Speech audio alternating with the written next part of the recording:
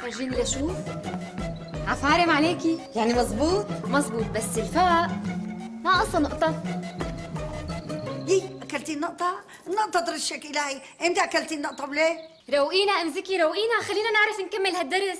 يعني مو كل وحدة فيكم بدها تعرف الأحرف مشان تصير تكتب اسمها لحالها. خجاتي اعطينا وظيفة مشان نكتبها على السفينة ونتعلم. يا فريال بدي أعطيكم وظيفة، بس بالأول خلوني أتأكد إنكم بتعرفوا الأحرف.